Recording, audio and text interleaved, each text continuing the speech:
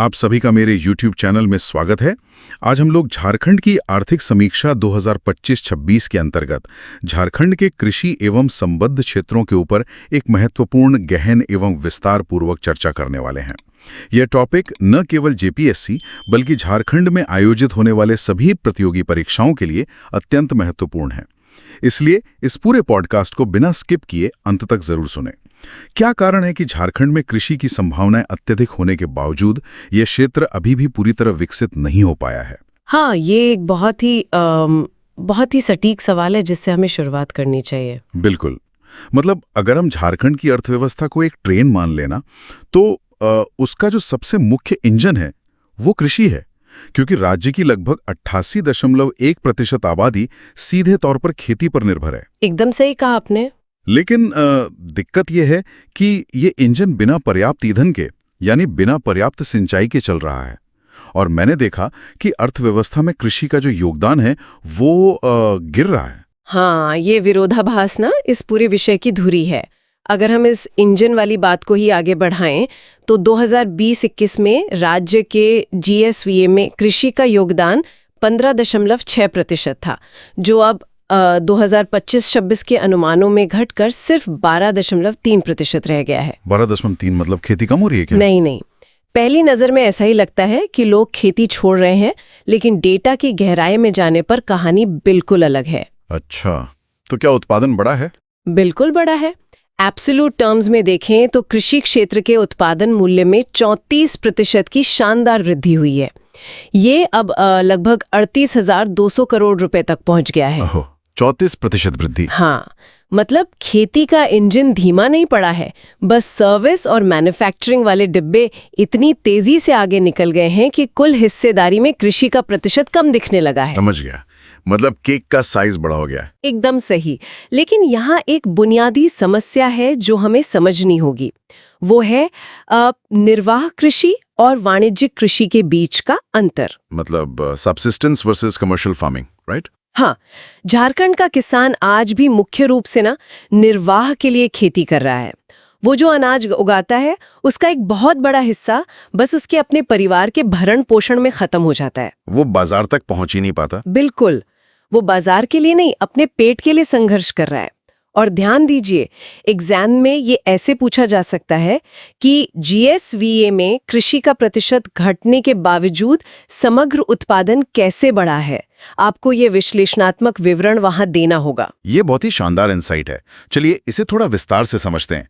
अगर किसान बाजार के लिए नहीं उगा पा रहा तो वास्तव में खेतों में बोया क्या जा रहा है? देखिए, झारखंड का फसल चक्र पूरी तरह से खरीफ की फसल पर निर्भर है, मतलब जो मानसून में बोई जाती है। और उसमें सबसे बड़ा हिस्सा धान का होगा, है ना? हाँ, मुख्य रूप से धान, उसके अलावा मक्का और कुछ हद तक दालें। लेकिन क्रॉप डाइवर्सिफिकेशन यानी फसल विविधीकरण की भारी कमी है। मतलब किसान सिर्फ 1-2 फसलों पर ही अटका हुआ है। सही कहा। किसान धान से आगे बढ़कर नकदी फसलों की ओर जाने में हिचकिचाता है, और धान को बहुत पानी चाहिए होता है। और पानी का मतलब है मानसून पर निर्भरता। बिल्कुल, और मानसून का कोई भरोसा नहीं है। आपको 2022-23 का सूखा याद है? हाँ, बहुत भयंकर सूखा था वो। उस सूखे ने झारखंड की कृषि की असलियत दिखा दी थी। आमतौर पर खरीफ धान का रकबा 17.64 लाख हेक्टेयर रहता है, लेकिन उस साल बारिश न होने से ये सीधे गिरकर मात्र 8.55 लाख हेक्टेयर रह गया था। बाप रे, आधे से भी कम। हाँ, आधे से भी कम। हालांकि आर्थिक समीक्षा के अनुसार अब ये वापस 15.85 लाख हेक्टेयर हो गया है। एग्जाम में ये ऐसे पूछा जा सकता है कि जलवायु परिवर्तन और सूखे का खरीफ फसलों पर क्या असर होता है ना? एकदम सही। ये भारी उतार चढ़ाव सीधे तौर पर हमारे मानसून पर लाचारी को दिखाता है।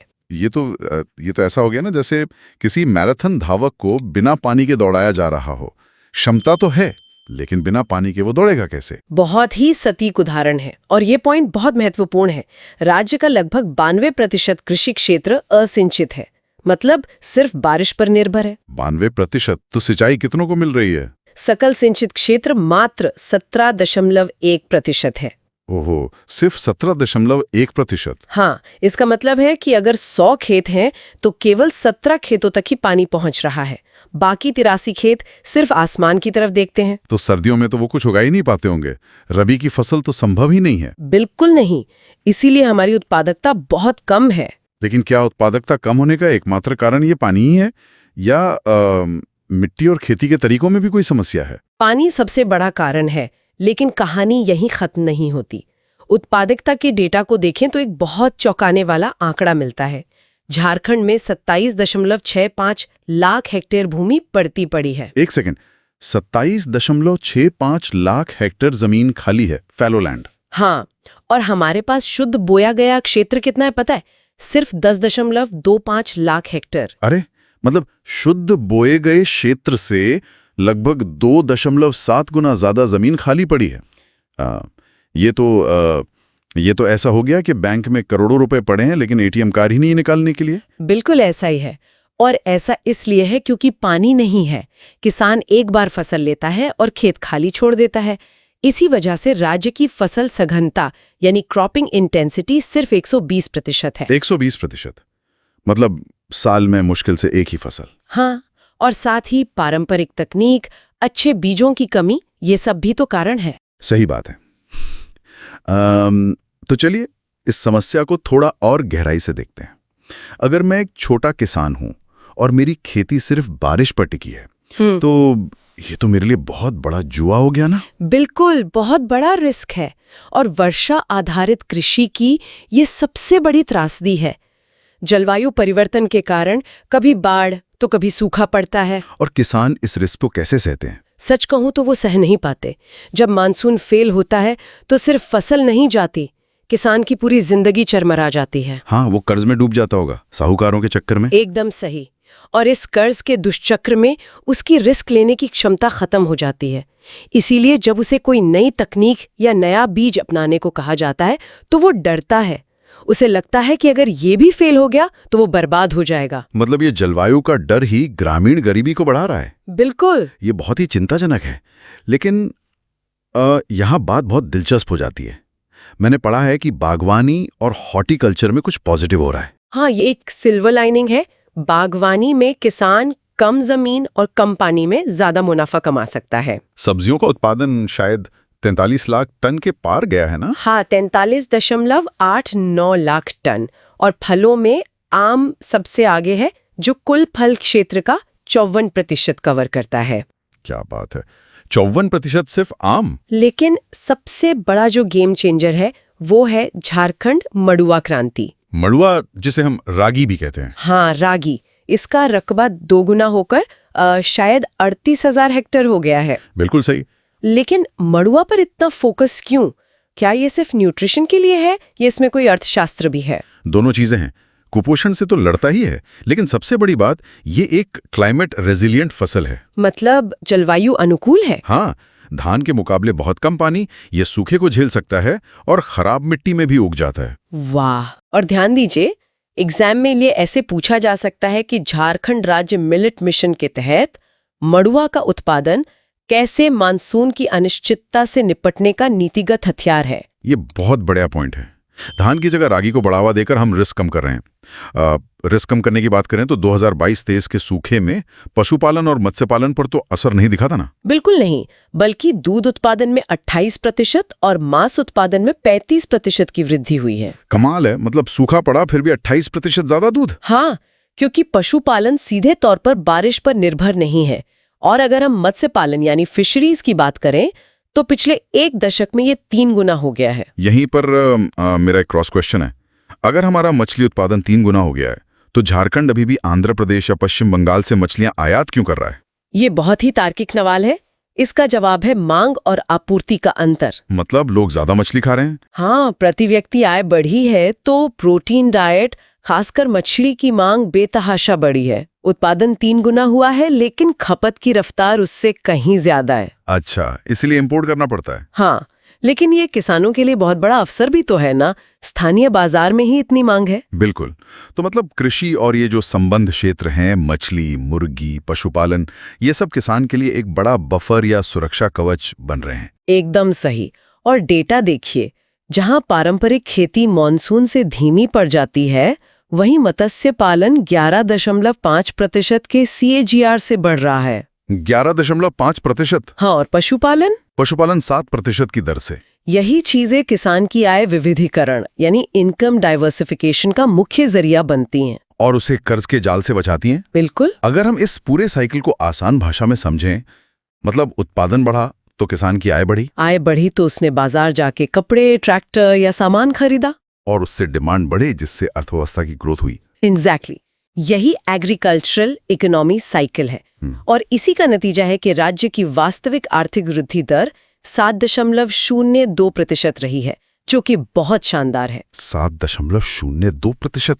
मतलब ग्रामीण मांग ही पूरी अर्थव्यवस्था को चला रही है। हाँ। तो इस साइकिल को और तेज करने के लिए सरकार क्या कर रही है?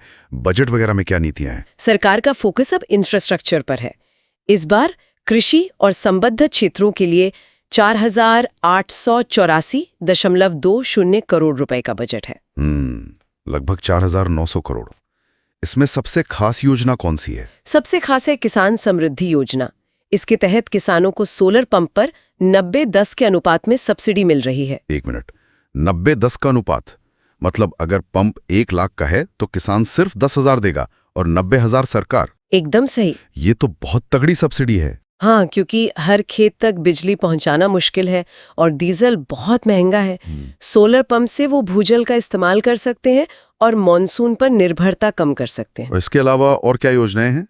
बिरसा ग्राम योजना है जो पूरे गांव के विकास पर फोकस करती है, और फसल बीमा के लिए PMFBY का दायरा बढ़ाया गया है। लेकिन नीतियां तो अच्छी हैं, पर जमीन पर चुनौतियां भी तो बहुत हैं।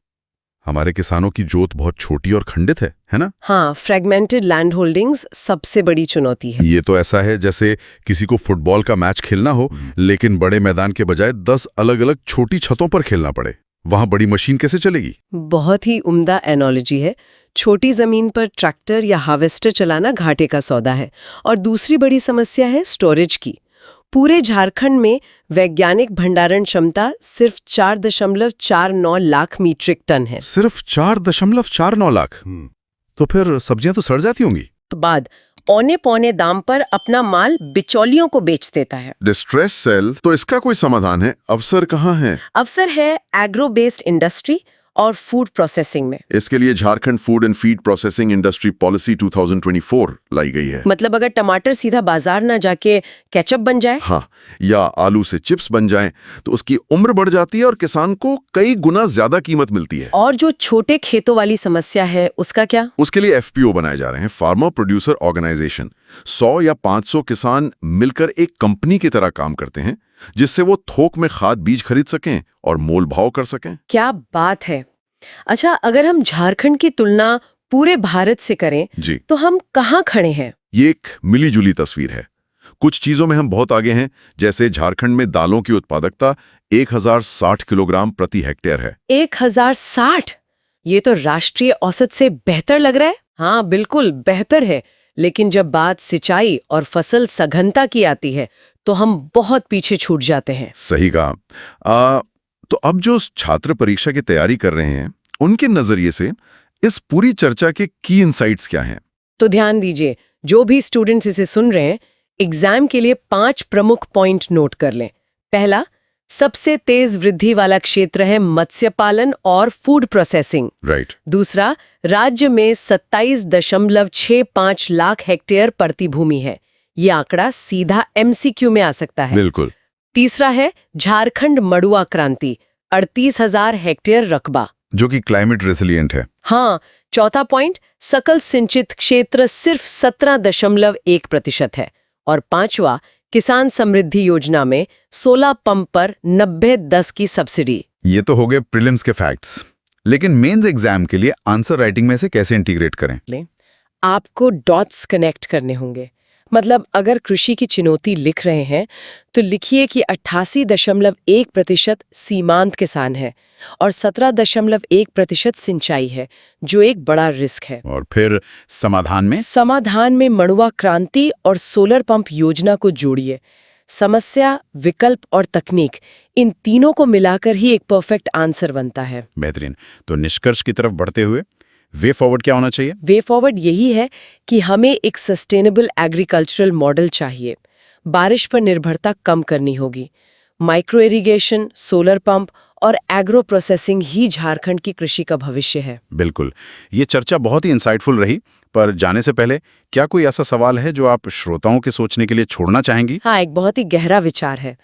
अगर झारखंड की ग्रामीण अर्थव्यवस्था तेजी से सर्विस, उद्योग और फूड प्रोसेसिंग की ओर बढ़ रही है, तो झारखंड की जनजातीय कृषि परंपराओं और सांस्कृतिक ताने बाने का भविष्य क्या होगा? बहुत गहरा सवाल है। हाँ, क्या ये तेजी से होता व्यवसायीकरण हमारी समृद्ध विरासत के साथ संतुलन बना पाएगा?